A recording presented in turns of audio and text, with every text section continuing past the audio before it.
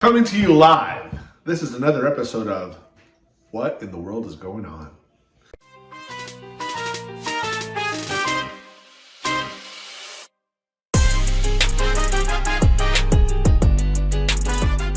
Remember me? I used to appear on this channel back in the day. I'm back. And I wanted to share with you that one of my all-time favorite verses, in fact, the verse that the Lord impressed upon me when I was considering, dating, marrying my wife, was the heart of man makes his plans, but the Lord directs his steps. So this was back in 2009 when this happened, and now here we are in 2022. I'm at the ripe old age of 42, and boy, has that verse been truer than ever. Because, why? Tell them why. Tell them why. Well, we were presented with a lovely surprise of being pregnant. 41, 42. Yes, 41, 42, and not planned. Welcomed, but not planned.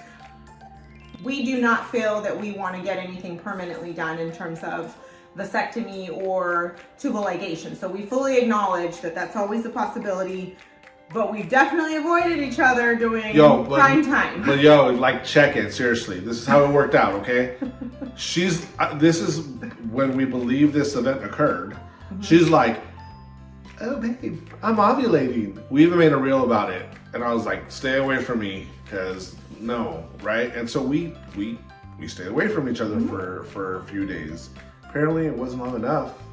We don't know how to do math. Either that. Or God is sovereign and we aren't. Yeah, probably more of that one. Yeah. Either that or, it's like, I got like some super guys down there that just, live or forever. Girls, I got super girls. Whatever. But anyway, so yeah, we're pregnant. We found out, and I found out we were pregnant on a Tuesday, and then we were kind of just figuring out how we're gonna, we were in shock. I know it was a Tuesday because I remember that's the day that I'm just kidding. It was a Tuesday. Hadassah had dance class. That's right. I came home. I said, babe, I'm pregnant. Nah, she comes up to me and she goes, I'm pregnant.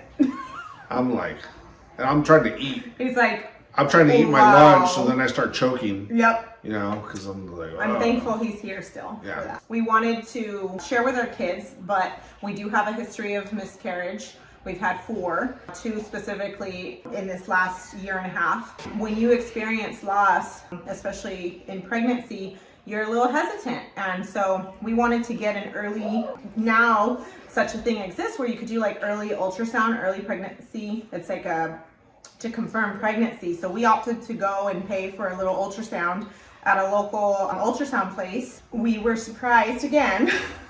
Yeah. Surprises didn't end. So we sit down, all the kids are there, and she, puts a little thing on my wife's belly, and there's 3 sacs. 3. Not 2, 3. Wait a minute. I see another one right here.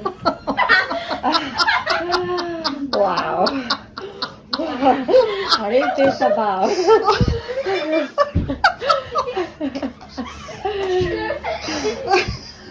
As I said, it's still too early. It can be part of the same pregnancy, but It was still really early, yes. So there wasn't really anything, but there was a possibility.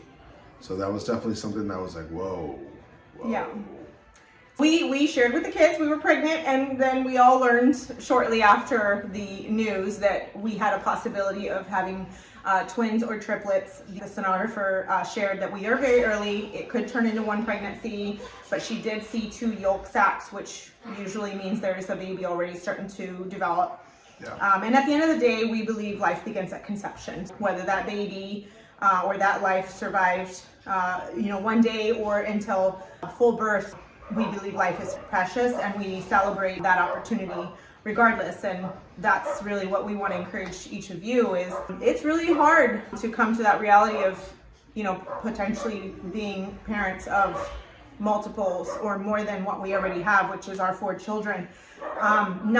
There's a reality of like providing and all these really tangible things, but the heart of sharing is one to share, but also God provides the children, but he also provides the means in order and how we can raise these children. We should never put a monetary I mean, I always like to say kids are expensive, but they're priceless. So for me, having kids has never been an issue of finances. That's not something I'm worried about. I'm more concerned about raising kids to be, first of all, people that are fully aware of the gospel and understand where things are in terms of the Lord and God, and second of all, being upstanding members of society.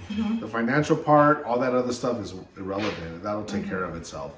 You know, yeah, definitely. We have a high value on life. We honor it, and we're grateful for the lives that God has given us, including the ones that are in heaven. Are in heaven. That's where we're currently at. That's our update. How many children do you guys have? What does your family dynamics look like? And if you are a larger family, how did the people that you shared with, how did they react to? Was it loving and well receiving? Was it, oh my gosh, another one? I thought you guys were done. Do you have a TV? What kind of responses did you guys get? Especially like, oh, you're going to be the guy that's like, who's your dad? Up there, isn't that your grandpa? No, that's my dad. It's like, well, yeah, at the end of the day, I'm the one raising them. Yep. So.